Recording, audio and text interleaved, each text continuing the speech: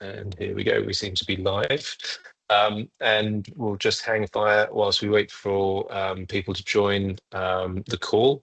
Here we go. So maybe we'll make a start, Kevin. So to everyone, good afternoon, and thank you very much for joining us. It's a beautiful sunny day here, so hopefully it's a beautiful sunny day wherever everybody else is. And so welcome to the 10th Meaning of Light talk. And of course, a huge welcome to Kevan Shaw. And thank you very much for joining us today. A little bit about the series. The Meaning of Light series is a series of talks exploring the topic of light and our connection to it. And today we're going to explore the International Association of Lighting Designers white paper, Lighting Design for Health, Wellbeing and Quality of Light, a holistic approach to integrative lighting.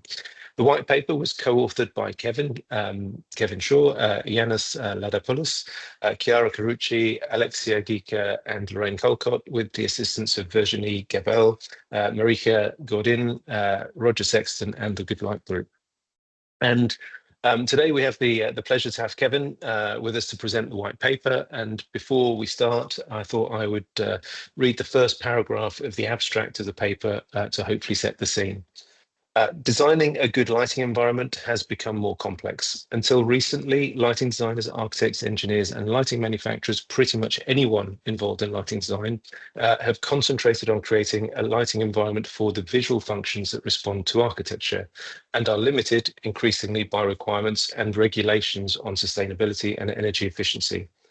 This has resulted in curtailing artificial light solely to the visible part of the electromagnetic spectrum. However, research suggests that the lighting environment should also support human health and well-being, providing the right light in the right place at the right time, and involving parts of the electromagnetic spectrum that do not contribute significantly to vision. So, as we've done so on previous talks, we welcome questions as and when they come up. So please don't hold back, fire any questions you have into the Q&A area, and we'll tackle them as we go through the presentation. I'm really excited to hear about the white paper, Lighting Design for Health. So with that said, I'm going to hand over to Kevan. So Kevan, over to you. Okay, thanks. Let's see if we can fire this thing up so it shows on your screen. I can see the Milky Way. There we go. We can see it. Brilliant. We're good to go. Okay. We're good to go. Great. Well, welcome everybody. This is a paper about paper in a way. IALD published a fully revised version of our health and wellbeing paper, has been discussed. So what we're going to discuss today is really beyond traditional illumination considerations, exploring how light can impact human health and well-being. We hold significant responsibility as designers in shaping environments that can influence people's well-being, sleep quality, and potentially their long-term health. This hopefully helps us get along the way to understanding it. So this is a paper published in February, I think, on the IALD website and on the Good Light Group website. When we're doing this, what we've got to remember is that we're not aiming to replicate and provide perfect biological lighting. This is impossible with electric light alone. But it's about making informed choices that minimize potential harm to people and maximize benefits. Where we wrote the first paper, and this one even more so, we were trying to move on from the marketing jargon and hype of human-centric lighting. This has been applied inconsistently across the industry. The title of this paper, Integrative Lighting, provides more accuracy and acknowledges we need to consider the totality of human response to light, not just the visibility and aesthetics, but also physiological and psychological aspects. Integrative lighting is formally defined in CIE 026/2018. It's light that focuses on people balancing the visual, the emotional and biological benefits. Integrative lighting acknowledges that we need to consider the totality of human response to light, not just the visibility and aesthetics, but also psychological and physiological impacts. Light in the eye does more than just enable vision. The IPRGC, the this is terrible to talk about, intrinsically photosensitive retinal ganglion cells are part of the retina, which communicate directly with the suprachiasmatic nucleus and thalamus in the brain. Now, these are not anything to do with visual centers, but they are elements in the brain that entrain our internal biological clock. That in turn turns signals on to various other brain regions, controlling alertness, mood, hormone production, etc. Understanding these mechanisms help us design light that works in harmony with the human biology rather than against it, allowing us to create more supportive environments. Things get complicated. Our visual system responds almost instantly to light, while our non-visual system needs extended exposure, minutes and hours, not fractions of a second. The other thing is the visual system responds to the V lambda curve, sort of. Don't start me on that. I can go on for hours about why it doesn't, but never mind. While the non-visual system is activated by a totally different spectral curve, which is centered more in the blue light region, as you can see on the left here. As I said, time of day that you get exposed is practically irrelevant for vision, but it's absolutely crucial to understand and make the biological effects work. So we're not talking about seeing anymore, we're talking about a whole experience of light. So this graph shows the relative sensitivity of all the photoreceptors in relation to daylight, D65 daylight. And we'll come on to what MEDI lux are, but that is something that is important.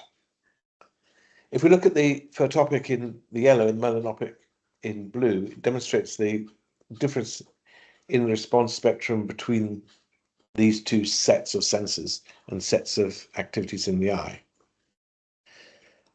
Partially, or what this does is it creates some serious problems for us who are looking at metrics of measuring light and energy and things. It's a dilemma. Basically, when we talk about energies, we keep talking about lumens per watt. The thing is that if we focus on that, we're specifically reducing wavelengths that are most important for biological effects. So this fundamental understanding and difference is something we need to take along with us in our design and how we work with metrics. So fundamentally, the lumens per watt is a wrong metric to calculate energy use or efficiency for an integrative lighting, and in reality, possibly lighting in general. So circadian rhythms. Humans evolved with a 24-hour solar cycle. Our internal clock generally runs slightly longer than 24 hours, but it can be anywhere between 23.5 and 25 hours. In order for that to be synchronized with the sun, we need daily light exposure to create the entrainment. Without that synchronization, our performance, alertness, sleep, and overall health suffer. There are key timing points for optimal light exposure patterns. Bright light is beneficial early in the day, particularly the first 2 hours after waking up, but it will be disruptive in the evening, the last few hours before sleeping. So timing is crucial to ensure we get the correct biological effects. Now, the consequences of circadian disruption are much more than just feeling tired. Researchers keep showing new bits, but it's showing connections to all sorts of metabolic disorders, cardiovascular issues, reduced cognitive performance, mood disorders, and immunological impacts. So as designers, we're not physicians, but we should recognize that our lighting decisions may have these downstream negative effects. So we have a responsibility and an opportunity to positively impact public health and the health of the people we're designing for. So if we're going to bring this into our practice, we need to consider appropriate metrics. Since the discovery of the IPRGC and the effects of light on production of melatonin, there have been many attempts to create metrics to describe and quantify this effect. Currently, the most widely recognized standard is melanopic equivalent daylight illuminance, MEDI or MEDI. Don't call it MEDI, you get in trouble from all sorts of people about that. It's defined in CIE S026 2018, which is the same paper that discusses what integrated lighting is. Essentially, as you can see from the diagram, the two curves, the melanopic and photopic, cover different parts of the daylight spectrum. So what the idea of the MEDI is to make a comparison for any light source to the D65 daylight spectrum on the basis that that is likely to give the best melanopic effects. So when we start working with this, it will, we can generate a value in melanopic lux, which gives us the key to determining biological impacts and measurements.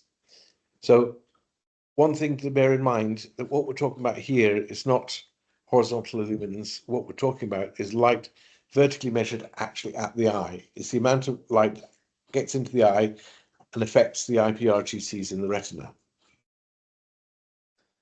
So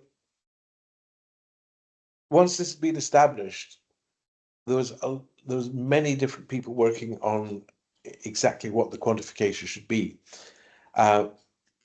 And in PLOS Biology in March 2022, a consensus paper led by Brown and involving almost all the major people who'd been involved in this field for the last 10 years or so, to figure out what should be the targets that we should be designing to in order to achieve meaningful exposures for circadian entrainment and alertness.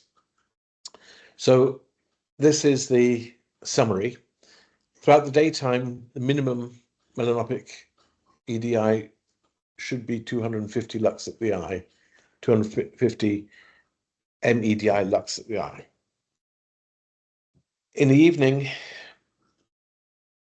we need to have lower light levels and warmer light levels, which will reduce the melanopic impact of the light. So we're talking about 3 hours before bedtime. A maximum melanopic EDI should be 10. Again, measured at the eye.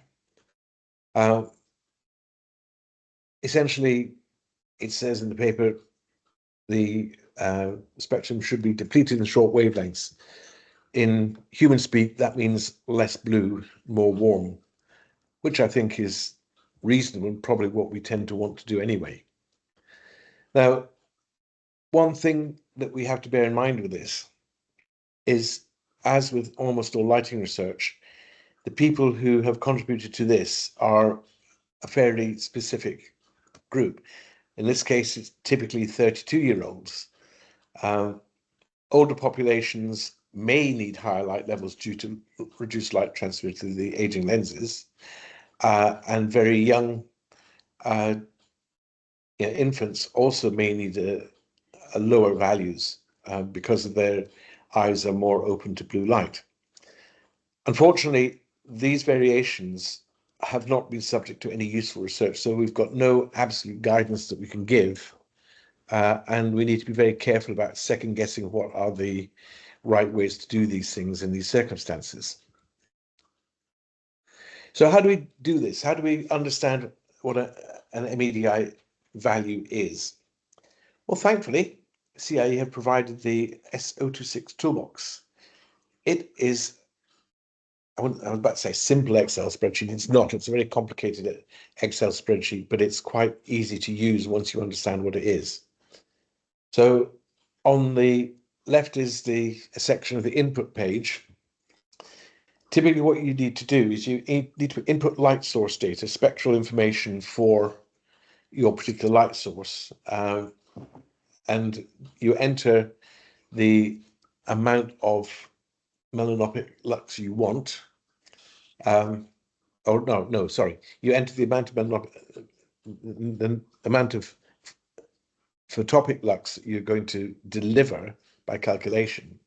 So for this example, I put 500 for there, and I've used one of the inbuilt spectra, which is for a notional normal blue based LED.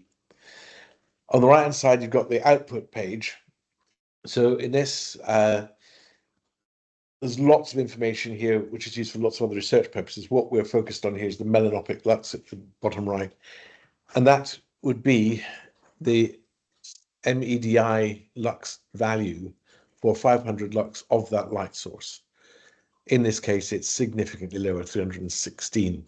So if we've got a target of 250, that number in that sheet has to achieve that better than 250.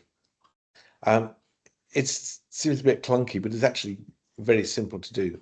Hopefully, the manufacturers of light sources and light fittings are going to be more alive to providing their measured MEDR values.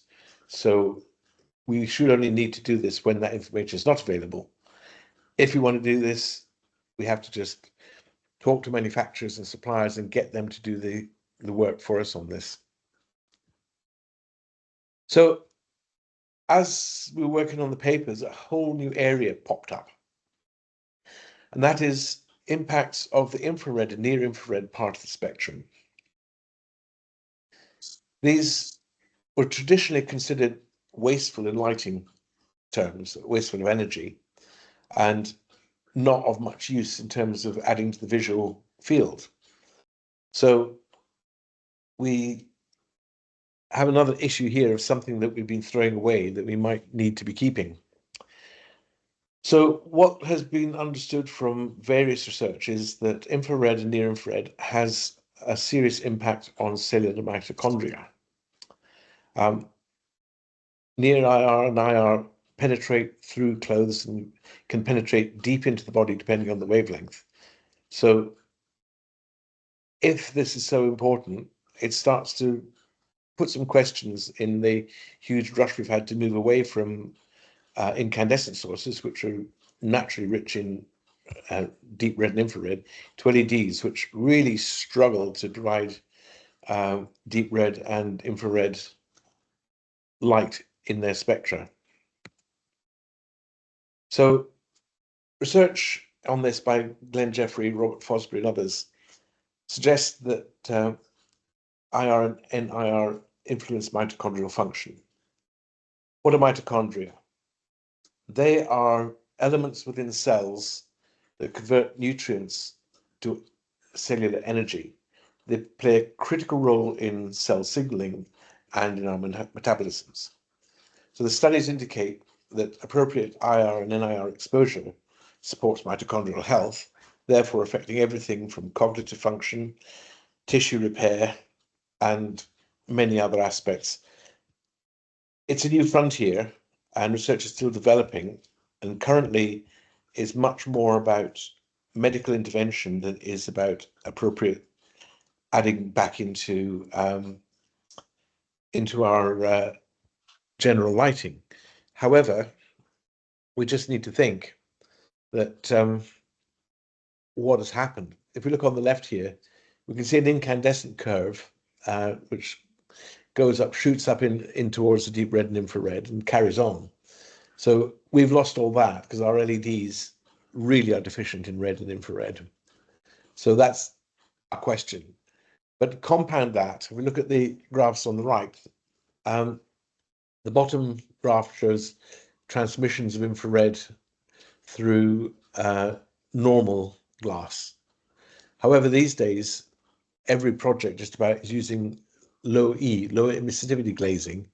And if you look at the black line on the upper curve, you'll see how that chops off, again, the red and infrared area, or the infrared areas particularly. I mean, the argument for that is an energy-saving argument. Essentially, if we use low emissivity glazing, we get two advantages. We reduce thermal solar gain when it's sunny, like today, and we preserve internal heat, which the infrared component which cannot escape through that glass in the winter. So again, in the terms of the big picture of energy use, it's very useful stuff. But we are now in an infrared dark environment, and we may find over the next few years that has some challenge, well, is potentially creating challenges and has something that we may need to look as lighting designers to do something about. The paper goes on to talk about other considerations of lighting on people. So the first one we looked at here is temporal lighting artifacts, flicker to you and me. So as we know, this presents particular challenges with LED lighting. We need to provide low voltage DC to light up an LED, much lower than mains voltage. So we have to put some significant electronics in between the power supply and our light source. Essentially, the more complicated it is, the better it works theoretically, but it does create all sorts of challenges to get to a nice, even, steady light. Typically, one of the ways that voltage is controlled at the LED is by what's called pulse width modulation. If you look at the lower graph there, you can see a stepped waveform. The dotted line along the middle is our target voltage, but we switch it on and off in order to reduce the amount of power and therefore the brightness of the LED. Now, gear varies widely. The amount of on and off is determined on a time basis. So essentially, the faster you go with it, the less likely you are to see flicker. But the slower you go with it, the more likely you are to see flicker, or things like the phantom ray effect, like you see at the top, where a solid light source appears to be broken up into a load of dots. Very common with car brake lights for a long time, and probably still with a lot of them. But there's lots of other times when that happens. I was at Milan, and one of the exhibitors had put cheap gear on some of their products, and anytime I was walking past, I got that array effect. It was really annoying. Essentially, there's also research showing at what frequency we actually see things and what frequency things actually create different effects for us. Basically, flicker, even if you can't actually register it, can still cause headaches, eye strain, and potentially trigger seizures in some people. And it's also particularly problematic for a lot of neurodivergent people. So we have two metrics used to measure it at the moment. PSTLM measures short-term flicker visibility. So that means when you're getting flicker as part of the delivery, you know whether or not you see it. This scale allows you to, or this method allows you to get a value for that. So basically below 0.5, it's practically imperceptible for the majority of people. Below 1, about 50% of the people may become conscious of it. Above 1, then it's a nightmare. The other measure we've got is SVM, which quantifies stroboscopic effects.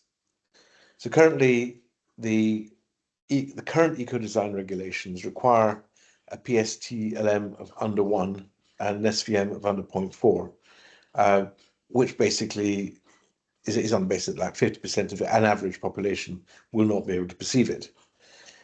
While it's a start, I mean, these are thresholds, and these values could still cause problems for sensitive individuals.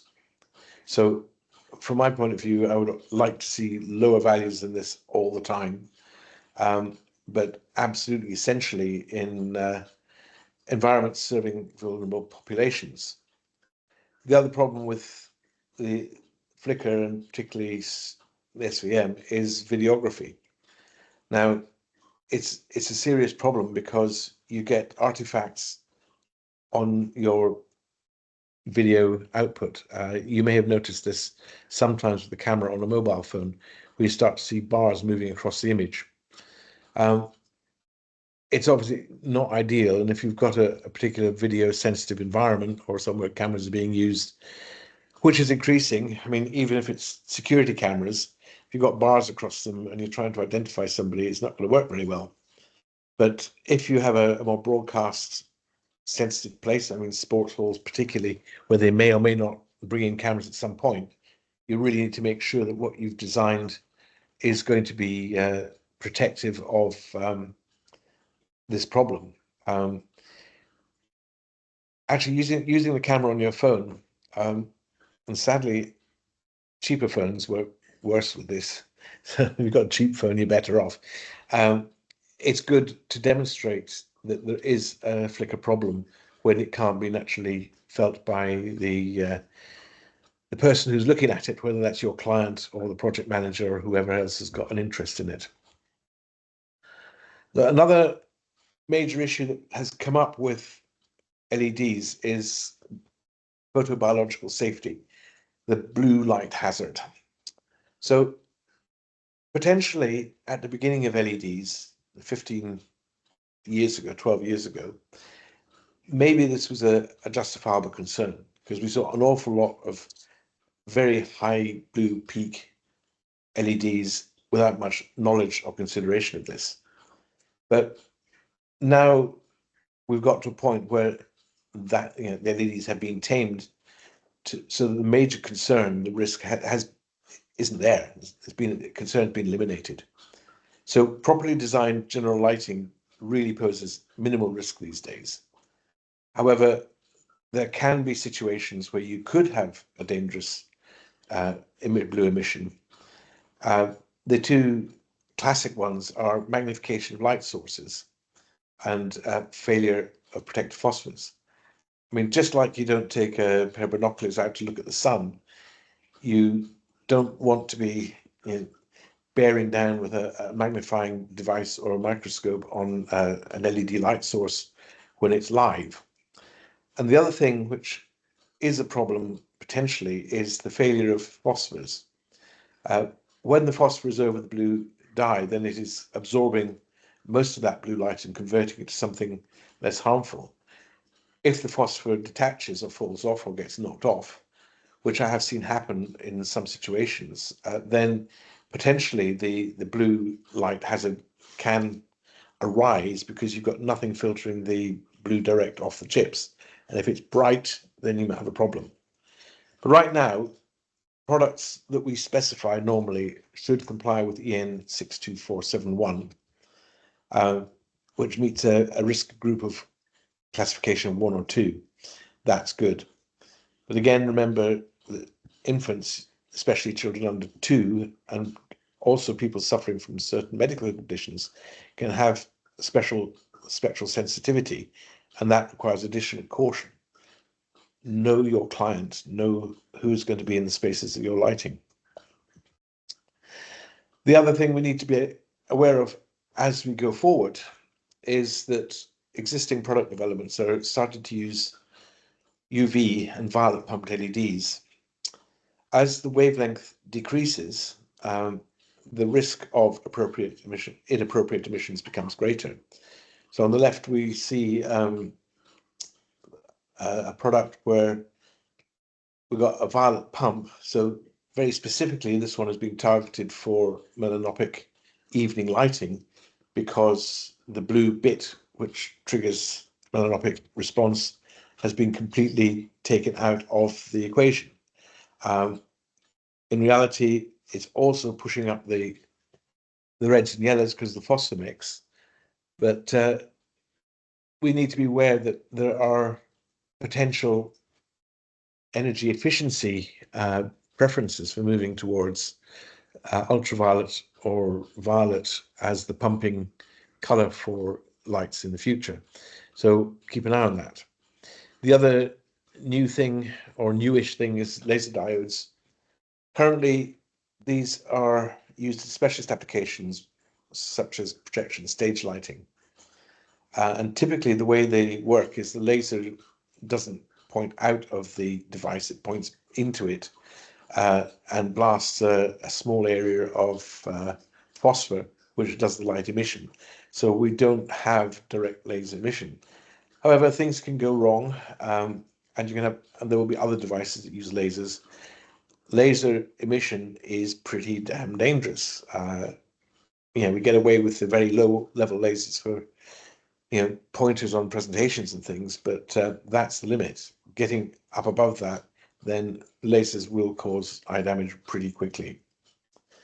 So again, as long as stuff complies with ICNIRP guidelines and EN 62741, they will be safe in normal use. Right, so these are things that we need to be aware of, downsides of technologies. So what I thought I would do in developing the idea for this talk is to look at what the integrated lighting design process looks like. So this is a brief flow chart, and it's not changing a great deal of what our practice should be anyway. The key things are always to understand the user characteristics, that what are the people, who are the people in the space, what are they needing to be doing, what do they not need.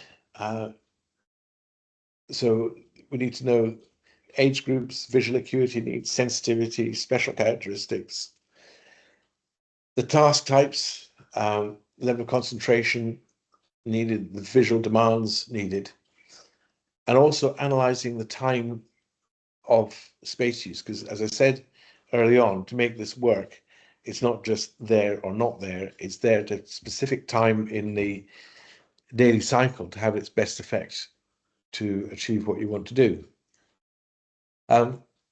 Once you know who the users are, you need to understand your space. So again, daylight, any current lighting levels or spectrum or controls, particularly if you're looking at doing refits or retrofits or changing things. And then you come to the decision point as to whether circadian support is critical for your particular application. Now, in reality, it's not going to be there or not there. You're going to have to think of it on a space-by-space basis. However, that's the point where we diverge from just providing lighting for vision or lighting that is fully integrative. Once we do that, we need to set the melanopic targets, times and levels. And then we can carry on with the process that we normally do of selecting light sources, fittings, laying things out, doing all the twiddly bits, and then developing a control strategy. But in parallel with that, we must document the melanopic metrics, the melanopic intent of what we're doing. And that needs to be recorded with the final design. So it's important that we keep that as a separate information strand in addition to what we've been doing previously. So I keep coming back to this, that not everybody experiences light the same way. We've talked about age, we've talked about neurodivergency, and we've also talked about different sensitivities to flicker and brightness. So far, we've not talked about night shift workers.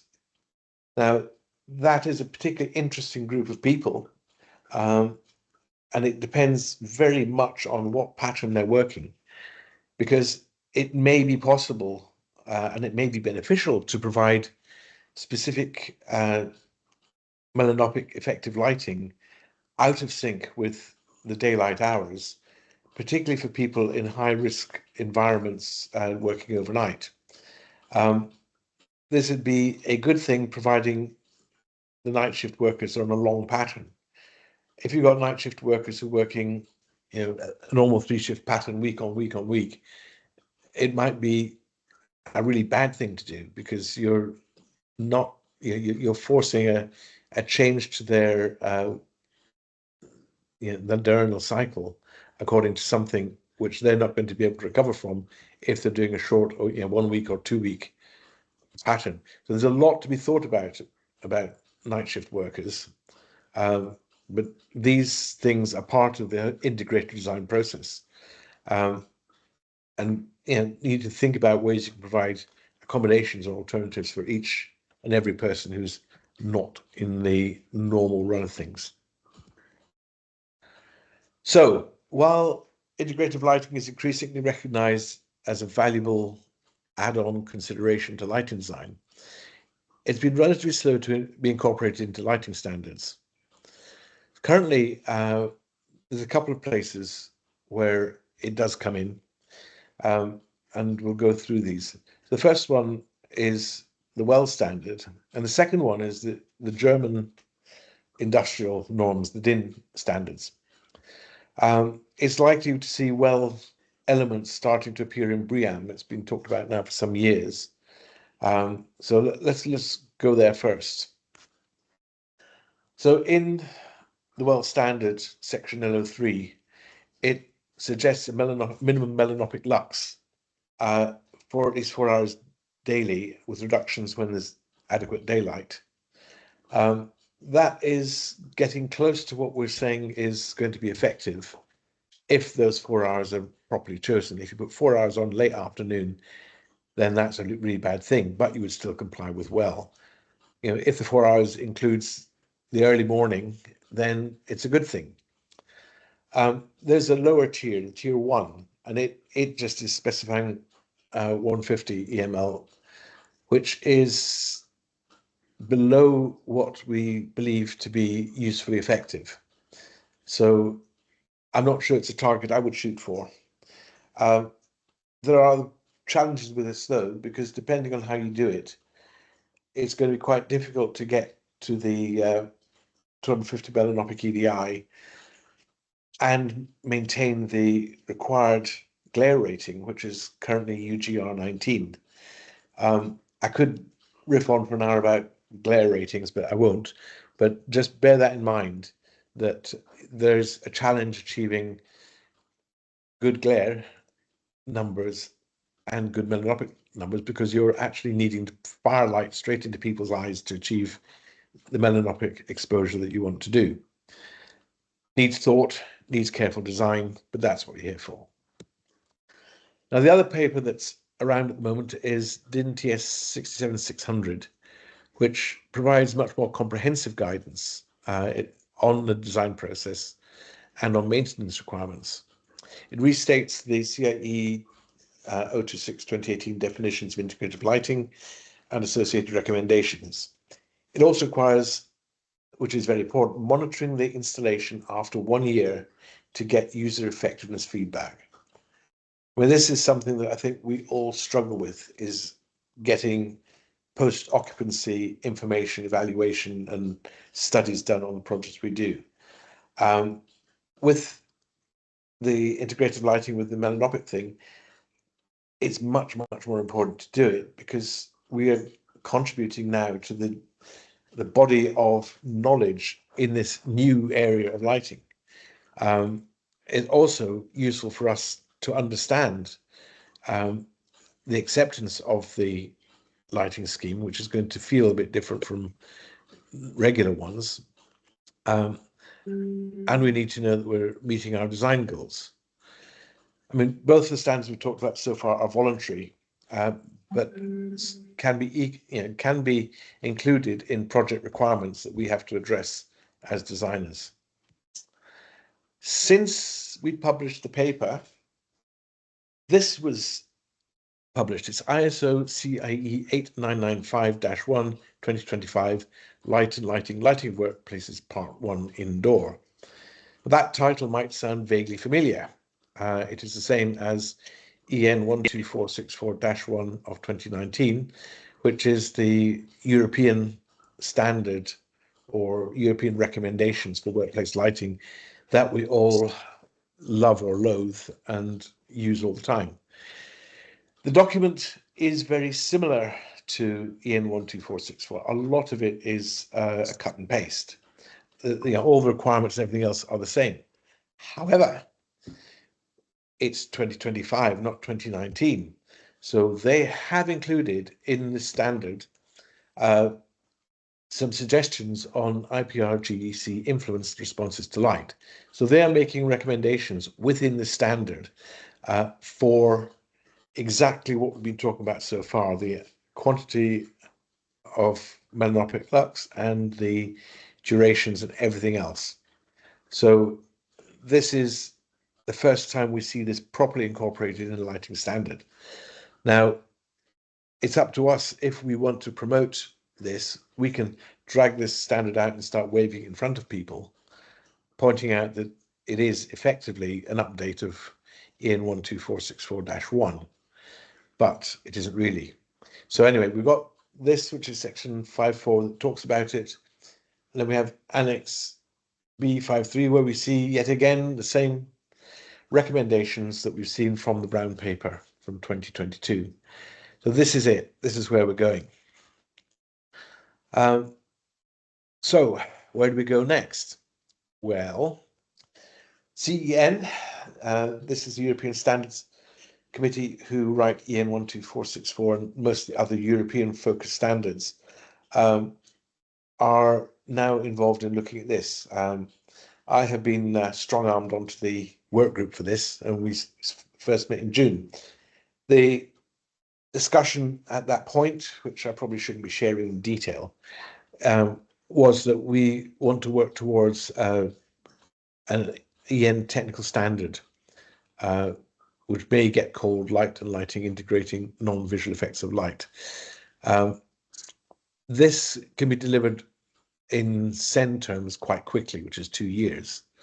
The other thing is it will provide a framework for what's going to be incorporated in the next revision of EN 12464-1. Now, on the current timeline, I think we believe that that revision is not likely to be published until, well, it'll be published somewhere between 2029 and 2031. So there's a bit to wait for that. So if we want to use, if we want to batch people with standards and recommendations, let's go back to what we have from ISO, and when we get this document, the TS out, then we have that as well. So that's the easy bit. Now we need to think about what the challenges are to including this effective melanopic lighting in schemes.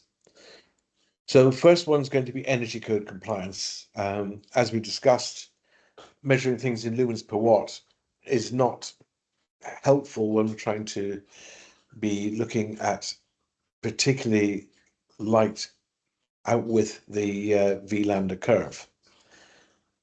So we need to think carefully about how we talk about that. So we also will have budget constraints, always. So what do we do? How do we deal with budget constraints?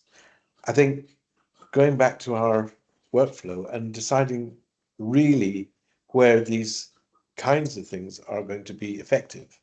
So it may not be worth providing a full melanopic system in corridors and on staircases where people spend no time, but in work areas and dwell areas, it's probably much more important to be able to provide the full melanopic regime. So you end up then on a project by project basis with the intermediate areas. So meeting rooms. So the culture of meetings is varied as the culture of different companies. If you have a meeting room that's going to be used all day, where people are stuffed in the room and made to sit there and listen, then melanopic lighting might be helpful. But if the culture is one of a 1 hour meeting every now and then, is there any point in providing the extra lighting or the extra cost in energy to do that? That's the kind of question we need to think about when we're looking at strategically employing these things. So time-based controls are absolutely essential. I mean, I don't know, to me, time-based controls are absolutely essential for every aspect of lighting in this day and age, just as an energy management, a working, good energy management regime. But in this case, the controls need to be a bit more focused on exactly what we want to achieve. And really, what we need to do if we're going down this route is very early and deep engagement with the client to establish a value proposition for health supporting lighting. Again, there's work out there on that, where people are starting to implement these schemes. Understanding what it is doing to absences and presence is really important. And that gives the argument to say, well, if we're getting people more present, then you're saving money on sick days and you're getting more effective employees and more effect out of your employees. So quality of light is another subjective issue. This really covers more both measurable and experiential factors.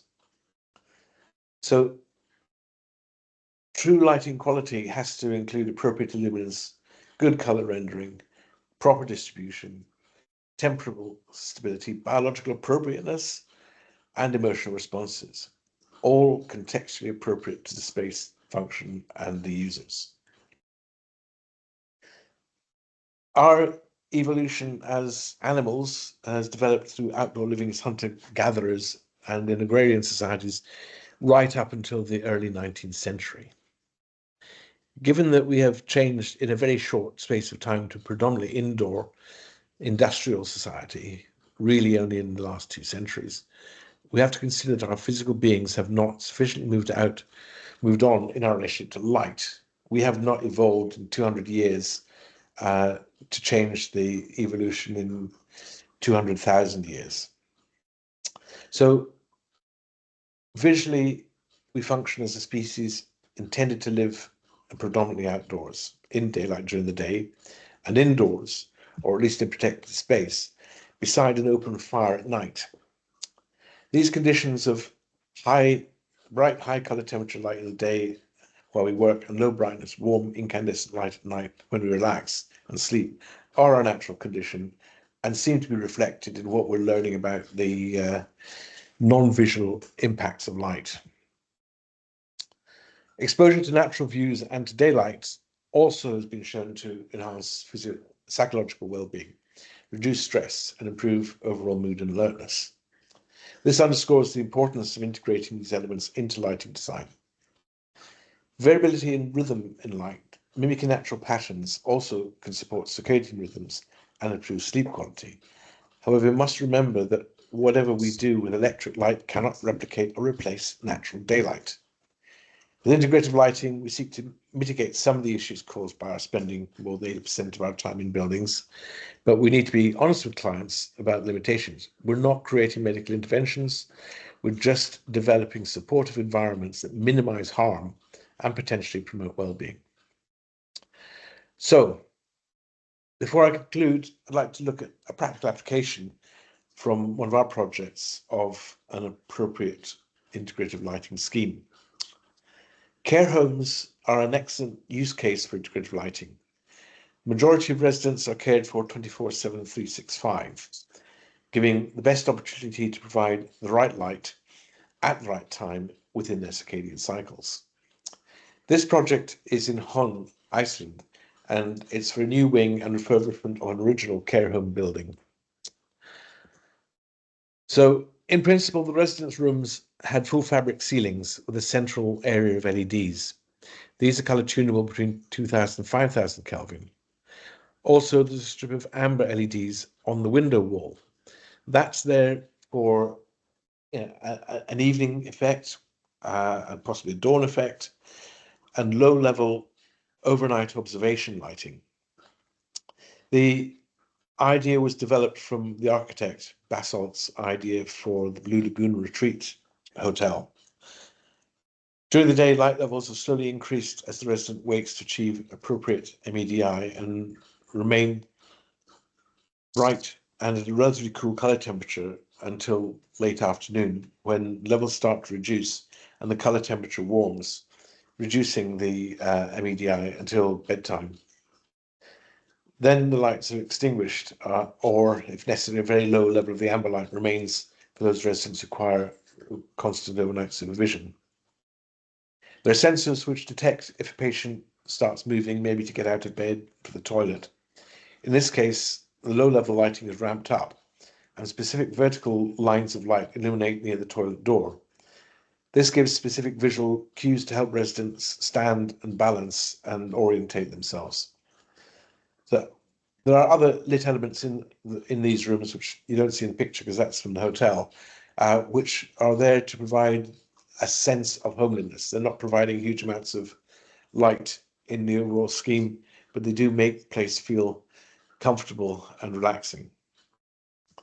In the common areas, we used a family of circular fittings, color tunable, and some domestic scale fittings and task lights. And recessed strip lights accent some architectural features where there are skylights for the evening. So the design provides full monopic lighting for daytime areas used by the residents. Evening and overnight lighting provides correct monopic levels and strong orientation cues to minimize the risk of falls and disorientation for dementia sufferers. So this project we started designing in we did the research in early 2020. The design was slightly chaotic because it happened right throughout the early period of the lockdown. And sadly, it's not yet finished being built. You can see in the bottom left-hand corner, the new build bit is still black roofs. It's not been finished yet. I'd hope to have completed photographs for this, but not yet. When I have them, they'll be on the EFLA KSLD website, should you want to go look for them. So in conclusion, as a profession, lighting designers need to approach projects considering integrative lighting with knowledge and with care. We need to be fully informed and communicate clearly the benefits and risks of specific lighting interventions to health and well-being. Our primary goal is minimizing potential harm to people in the environments we design. We need to understand the population we are specifically designing for and be aware of differing requirements for different groups. Research is forever taking this forward. We've discussed current work on near-infrared impacts of mitochondria. This has a potential for further impacts in designing for well-being in the not-too-distant future. Finally, again, I keep repeating this, we're only mitigating the reality that we spend our lives in dim, predominantly electrically LED-lit environments, rather than natural light or outdoors. We can improve the electrically lit environment, and we can advocate for better access to daylight indoors and more opportunity to spend time outdoors in nature. We cannot duplicate or replicate the natural light and shouldn't pretend we should or can. So this is a QR code that you should be able to scan with your phones, and it's a link direct to the IALD website where you can download the original paper, which I would encourage you to do. I must say a special thanks to all the members of the work group, and a special thanks to Roger Sexton, Virginia and Marishki, and the other members of Good Light Group who pushed us to create this updated paper and have contributed a lot of information, advice, and rationality to the process. So as lighting design professionals, we should always research and work with the user as the center of our design. We have and should keep a key role and saying on where things should be going in terms of research and lighting, as well as design for the future. Thank you very much. Now we have Q&A. Thank you very much, Kevin. Absolutely fascinating. I think it's fair to say that the science of light is progressing at quite a pace, or our knowledge of the impact of light on humans is progressing at quite a pace. You mentioned a number of times the metrics of lux and lumens being maybe not a holistic approach. Do you think in the context of what we're starting to understand, should we be developing energetic values of light for humans? I would say we should be. I would say we should have been doing so some time ago. You set me off, I'm afraid. I think V lambda is a very challenging basis for all our metrics. Having it currently specified as essentially a single frequency and a function of green light to keep the ISO mathematicians happy is extremely dangerous. In reality, we don't work mostly in the photopic region. Most of our work is going to be in the mesopic, which is the space between the scotopic, what you see when there's no light around, from the rods, and what we get from the cones, which is the full photopic. On that basis, measuring energy and everything else on something that we're not providing seems a rather stupid thing to be doing. If we're talking about energy, all we're doing is converting energy from one form to another. If our focus on design is minimizing the energy we use, we need that to be measured according to the energy that is being converted, not the visual impact of that energy. So yeah, totally time to rethink the metrics for lighting.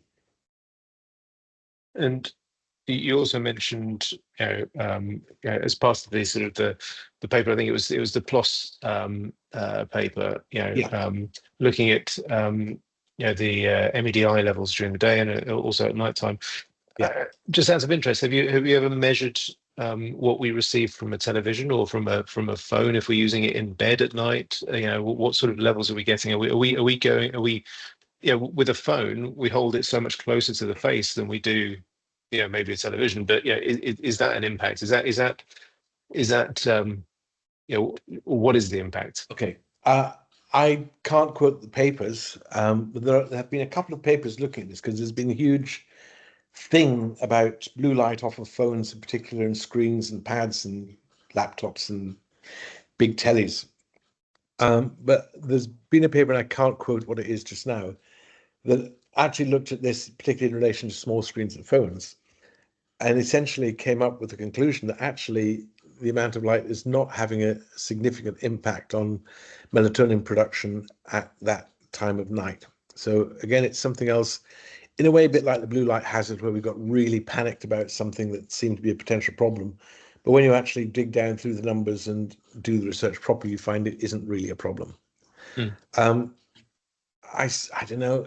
It's always possible to misuse and abuse a machine or device of one sort. And so maybe you could possibly get really, really blue light out of it, and it might start to have some effect.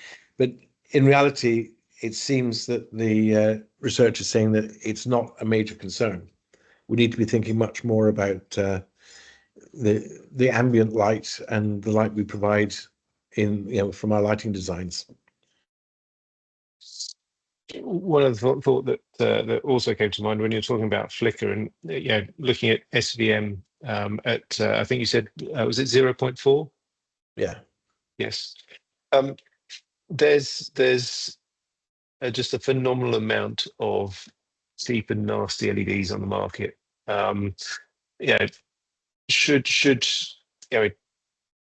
Should they comply? Do they comply? I mean, we see some really cheap stuff out there, and when you're in a space with your phone, and you're registering all the flicker, sometimes it's quite shocking how much flicker there is. Okay, basically, yes, everything should be complying. Everything that comes to market in Europe and in the UK needs to comply with the requirements of the eco-design process and the CE marking or the UKCA marking, all of which is bound to providing that standard. You've hit on a major problem in the lighting marketplace. Is there's a lot of cheap junk about, and there's not anything like a reasonable amount of market surveillance by anybody to make sure that this stuff doesn't actually get to the market. I mean, the European manufacturers really get exercised over the stuff that's coming in through the likes of AliExpress, Amazon, sometimes eBay, and all these places where stuff is coming in without any apparently regulatory review at all. And there's a lot of junk coming in, and you are talking about it. You're seeing it. We're all seeing it, and we have to be careful in our specifications that doesn't happen. And we use it as a big stick to maintain specification. When contractors come up with some cheap Chinese thing with a British name on it that is absolutely horrible, we have to stamp our feet and shout at meetings and get unpopular to make sure it doesn't end up on projects we've got our names on. Couldn't agree more. And actually, on that topic, you talked about budget constraints. And there seems to be a constant battle between capital expenditure and operational expenditure. And I think I get the feeling that light is the poor relative to a lot of other things, and gets hammered quite hard at the capital point, but actually has a massive impact on people's well-being, whether it's a commercial office environment, whether it's home, whether it's hotel, whatever. But probably more so in commercial office environments, has a potential massive impact.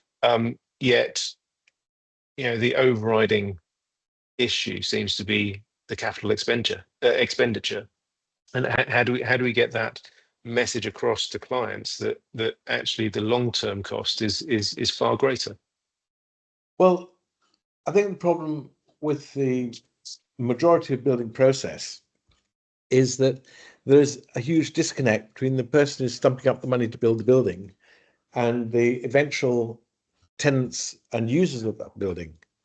I mean, the guy who's putting the money up wants to minimize his outlay, but the people who suffer for it are the people who end up renting the buildings, finding a system that is not fit for their purposes, or just not as good as it should be, or not capable of doing what we're talking about here. That really covers the vast majority of new build, and quite a lot of the the rented property market when you're doing refurbs. Where we are best getting into these sort of things is where we have clients that are actually more related to the operation of the building than the capital build in the first place. So honestly, if you're talking about a Cat A office, it's always going to be an uphill struggle.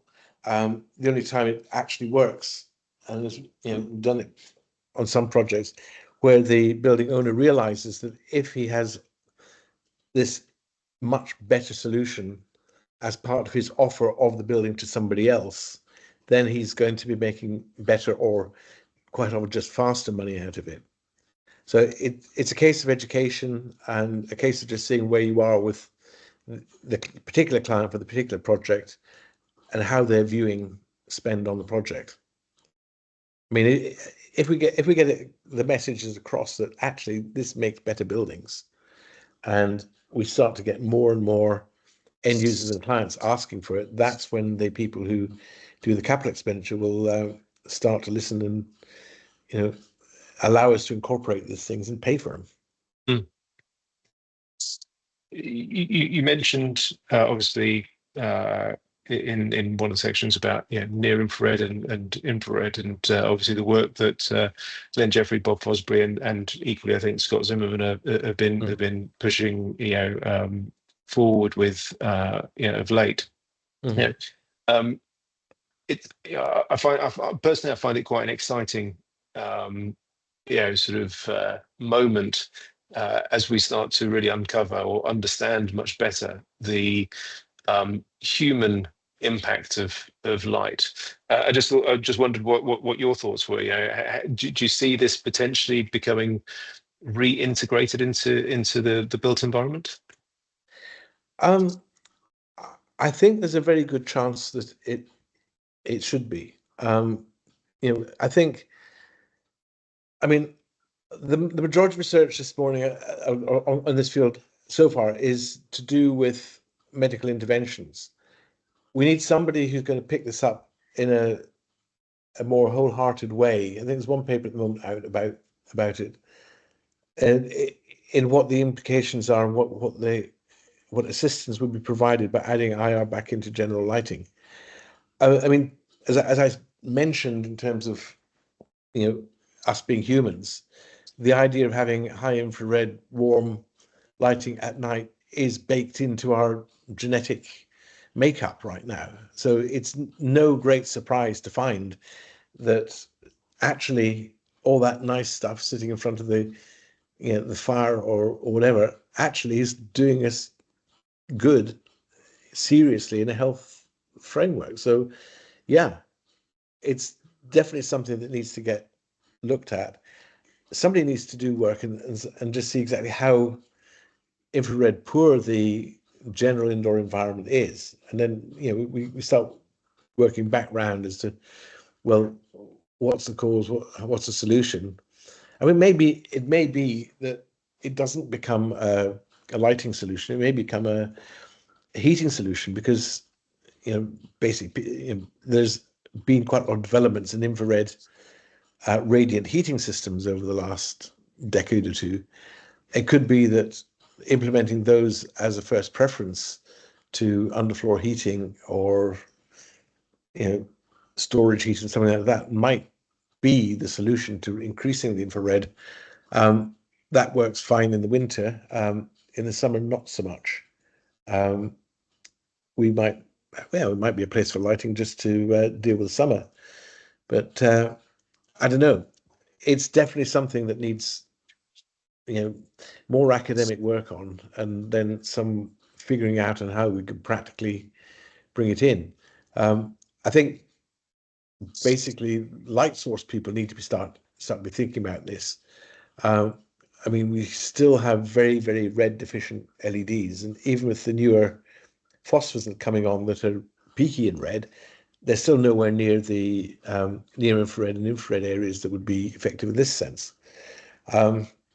It's kind of like, I suppose we may be waiting for the next magic thing to turn up, like the blue LED turned up in the late 90s, to provide this. But it's an area that definitely needs work on it. The work that's going on needs to be kept an eye on, and let's just see what happens out of it. I mean, my gut feeling is, in reality, it's going to be 5 or even 10 years before we get to the same place as we've got to with IPRGC and the Brown consensus paper. We need a consensus paper on infrared aspects of general lighting. I think it's a few years away, but in the meantime, we just need to think about it and keep going and just keep reading the papers and see which ones are relevant to us. Yeah, no, I think it's a fascinating area of study. I think at the same time, whilst we are arguably the most intelligent species on the planet, having figured out photosynthesis so 250 years ago, we're starting to understand much better now how light impacts us physiologically, and I think that's just it's a very exciting time, I think. I think it is. I mean, lighting is always exciting. The magic thing about lighting for me has been, right throughout my career, I've been constantly learning, and I'm now at the tail end of my career. I'm still learning. I mean, this is all new stuff to me in the last couple of years. So that's what keeps me excited. It keeps me always interested in being engaged and learning more all the time. And I think that there is a joy in that. There's an absolute joy. Absolutely. Absolutely. So we've been a little bit shy on questions today, but maybe that goes to show how good your paper is. Here we go. Business. All right, so we've got a question from Warren. So thank you very much, Warren. I had a thought on how we keep the specs on the projects. It's helping clients understand the health benefits, and then they will protect the design and the spec. So Yeah. how do we translate that message of light and the importance of light so that it helps architects and designers to keep hold of the specs? All right. Well, it comes back down to something that I've always felt, that our role as lighting designers is not just as designers, but also as educators. So we have to take the knowledge to our clients and explain it to them, and demonstrate as far as we can what these benefits are and how they work. I mean, they don't know anything about IPRGCs, so that bit of the story needs to get added into our presentations a bit somehow. And is, yeah, education, education, education, to quote another Edinburgher. We have to teach clients, we have to teach everybody about all sorts of aspects of what we do. Few people understand what lighting design is, few people understand what light is. So all of that is something we teach as part of our process with our clients, I think.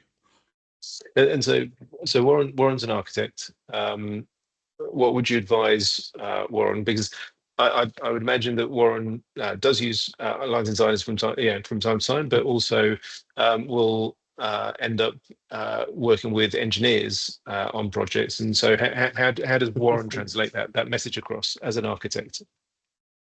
Well, there's a very handy paper that he's just downloaded. That gives you a start. And the paper is also signposting to lots of the original research. So that as far as possible, I put links in at the end, which should allow you to be able to download some of the original work and use that in your presentations, or download that and shove it in front of whoever needs to be convinced. The point of this paper was to get to the state of play that we're at now, which I think we did. Whether that state of play is still the same by the end of the year, I don't know. It'll need another revision, but it's concise. It's there now. It has the basics in it, and it has the links out to the other information. And yeah, you just see what you can do with that and understand it for yourself. Once you understand it for yourself, you can then communicate it. Thanks. And then Matthew's posted, could effective RGB lights help with some infrared or NIR issues? Basically, most RGB lights have a narrowband red and narrowband blue. I don't know, you'd have to look at the spec for each LED, because I mean, some of the blue LEDs that are used are mid blue, some of them are navy blue or whatever. You need to just match the spectrum for that with the IPRGC effective spectrum. Red ones are narrowband, they tend not to go very far, and they tend to be not nearly as red as I want them to be. So they're not going to help with the IR end of things, but depending on which blue LED it is, then yes, it can contribute to the requirements to achieve the melanopic exposure. If you've got the curves, then you can plug them into that toolbox, and it'll tell you what how effective it is. I think in essence, whether even when you choose, and I think you're completely right. The LEDs themselves are narrowband emitters, and especially when we move into the infrared or the near infrared, when we see the spectral distribution of an incandescent lamp, which is a broadband emitter. A significantly broader band emitter than any LED that's out there at the moment. I think it would be quite challenging to try and replicate the broadband emission of an incandescent lamp with anything that we currently have in LED format. Absolutely, there are deficiencies in the LEDs. However you produce the light, whether you're using it direct off the chip or whether you're using it through a phosphor or a group of phosphors, it's the same thing. I mean, we have an industrial obsession with V lambda curve, and nobody has worried a jot about falling off both ends of the V lambda curve, which is where we exactly need to be for both of these areas of well-being light, one up in the blue and the other off in the red. So, it's going to get there in the end, I guess, if we can persuade the market that's what's needed. And then Martin, hello Martin, has just asked, is there any drive coming from Well, Briam or Lead that may help bring this to the wider audience? It depends which this we're talking about. If we're talking about IR, nothing yet. If we're talking about the IPRGC stuff, yes, it's in Well. But as I said before, we're we haven't got any real work on infrared as part of general lighting. That work needs to get done, and the sooner the better.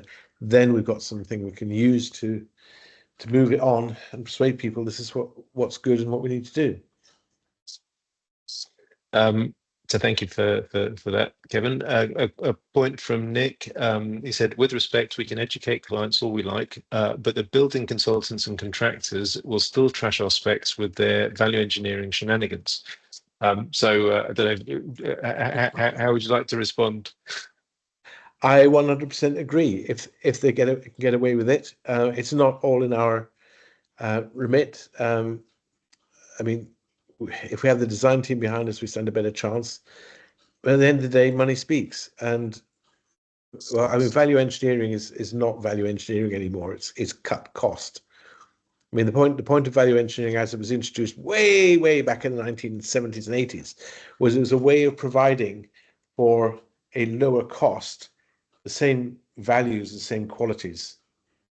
That has got totally lost, or rather, the idea of cost cutting has overwhelmed what is supposed to be value engineering, and the name is being totally misused. It's just a fight. It's a project by project fight, and you know, we can't let go. We've got to carry on fighting with it every time. Sorry. Yep. But I suppose, you know, hopefully over time, as light gains some volume or some airspace, let's say, because nutrition, you know, exercise, movement, you know, all these things have, and sleep to a certain degree, probably equally, have all gained a certain mass and momentum. Light hasn't quite got there yet, I don't think. Maybe light will. I think we have to watch these things as they come up and jump on them and just keep writing, keep talking, and keep saying, well, light is a potential solution to this, that, or the other. I mean, linking it into the things that people pay attention to is what needs to happen, because people just ignore light, they just don't understand. So when you see something, jump on it. Yep. So Wolfgang has his message, and thank you, Wolfgang, for joining. So should melanopic exposure calculations only consider direct component? That's the question. The indirect component could have a very different spectrum. Oh, yes, that's a good one. If you're measuring it in the space, then you've got the indirect component. As far as calculating the indirect component, we have some real challenges, because we actually need to know what the reflecting surfaces are that are providing light into that component, and what the spectral impact of that surface is. I can give a classic case of how this can go so horribly wrong, not in melanopic relationship, but this is a project I did a long time ago. And what we did was we essentially had a real awkward space, and the best way to get the light in there was to bounce it off the ceiling. And that was absolutely wonderful, until after the job was done, the architect suddenly decided he wanted to paint the ceiling light green. So all of a sudden, everybody was in a fish tank. And I did point out to the architect what he'd done, and he was saying, but I like green. So yes, I mean, understanding reflective surfaces is vital to proper lighting design. And it is really frustrating that we're having to put stuff on paper at a point that quite often the architect doesn't even want to think about color, and interior designers and consultants aren't even employed. So, you know, cart before the horse situation. But all we can do is do our best and keep an eye on things, and make sure that something isn't going to happen. In terms of actually getting what the reflective values are, I mean, that is doable but challenging. So have a go. I can see that Patrick Elsdale has got his hand up, but Patrick, are you? I tried to unmute your mic, but I'm not able to from my side. Any chance you could pop a question into the Q&A area for Kevin, if that's what you would like to do? How do I do that? Oh, My chat. Patrick, maybe I've managed to We can unmute hear you. you. There we go. We can hear you. Well, no, Kevin, I've emailed you my question. Well, same thing applies. If you ask the question now, then everybody gets the benefit of it, not just my email. Okay. So I find the talk very interesting. In a way, I'm glad I'm retired, because I don't think I could cope with the design by numbers approach we seem to be heading for. However, just a couple of observations. You say that artificial light is no substitute for daylight. The research I did, must be 10 years or more ago, suggested that relatively short exposure to exterior daylight in winter really helps the melanemic and circadian rhythms and relieves SAD. The example of dog owners, etc. I'm just wondering if we could incorporate that into buildings. And some time ago, I did start looking at using quartz glass for circulation areas to allow the whole energy of the sun into the building. So I wouldn't mind your comment on that. Also, the importance of full color spectral lighting, I feel hasn't been stressed enough, because certainly all the research I did suggested that full color spectrum lighting was not just good for seeing better, but also for health. Now, the other one that I think, I'm sure you're already looking into it, but is the effect of external lighting on the natural environment. And I worked on the strategy for the Sunderland industrial park for the motor industry, very sensitive wildlife area right next to it. So I did a lot of work on trying to understand how light affects wildlife and how to mitigate the effects. And one of the things that came up in that was that artificial lighting has increased about 5-fold over the last 50 years, outside lighting, that is. So it's much more important now that lighting designers understand and know how to work with the wildlife and the people who have to live in that space, because humans fundamentally don't live outside. So it's, the people who are really affected by external lighting is wildlife. And if you look at an example, just one example, very simple example, is amphibians are incredibly sensitive to glare, but it takes them ages to recover from glare, and they're also very tasty. So you put this together, it's not so good for them. And what we ended up doing was looking very carefully at how the spaces were used. So, for instance, any space that was used predominantly by professional drivers, particularly at night, don't need high light levels. And the other thing that turned out to be critical was glare and stray light. So another point was, have you looked into the blue light and its psychological addictiveness? Because I believe that's beginning to come noticed as an issue. And another thing that I've just been looking at recently was some of the light theories that were going around about 100 years ago are now being looked at scientifically and found to be really quite kosher. Just interesting how the intuitive approach from 100 years ago is now sometimes being proven scientifically correct. Interesting. Anyway, if you've got any comments on that, fire away. You've unbundled an awful lot of stuff there. Let's go through it as quick as I can. So I think what you're suggesting here is you subscribe a dog to people who suffer from SAD. That solves that problem. But you're right. I mean, that first 2 hours in the morning of high and melanopically effective light is brilliant and is really important. And that's great. Except if you live in somewhere like Iceland in the winter, when you never get daylight until 10 o'clock in the morning, that's going to be effective. So that's an issue. I think I've said several times in the paper that daylight is important, and that's, we can't replace it, so we need to push people out into the daylight. So here's an idea for you. Why don't we just program the fire alarm system at 9:30 every morning, so everybody gets outside because of the fire alarm. That gives them some daylight exposure, possibility. I can't see that flying in your office, Kevan. I don't have an office anymore. Full color spectrum, absolute. That's what we're talking about. But we're talking not about visual color spectrum. We're talking about a full daylight spectrum. So we get these ends in the spectrum which are not much use for, or less useful for vision, and more useful for health effects. Well, exactly, because we evolved in sunlight. So, the closer we get to sunlight, the better. Because I think LEDs, you can provide visual light without any other energies being present. And is that actually a good strategy? I suppose is my question.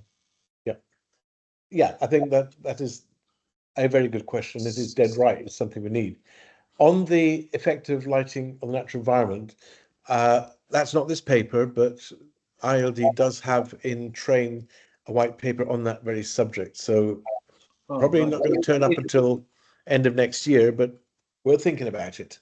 Yeah, well, if you get hold of Dan Lister, he might be able to dig out the strategy document we did for this part, because it might be helpful for you. Yeah. Okay. Well, thanks for that. We'll try and do that. Blue light psychologically addictive. I would be interested if you could ping me a paper that I could review on that, because it's not something I've become very aware of. And on your point of intuitive theories, yes, 100%. I mean, well before this came up, I was proposing on projects to do something like a diurnal, so exactly like a diurnal lighting scheme. And I even incorporated something like that on a project I did in the early 90s in a 24-hour building. So yeah, it is interesting what we can innately sense, especially if we're lighting sensitive people. And now that it comes out that when people do the numbers, our sense is correct. Being sensitive to light and being a lighting designer, how good is it? Yeah. Thank you, Patrick, for that. Exactly. I mean, your intuition is very important. Anyway, I'll leave you now. I unfortunately have a hole to dig in the garden. Who is going in that hole is the first question. Well, a clematis and a rose. As long as it's not a body this time. No. Alas, when you're retired, you're extremely busy. It's okay, thank you, Patrick. Right, Brilliant. speak to you later.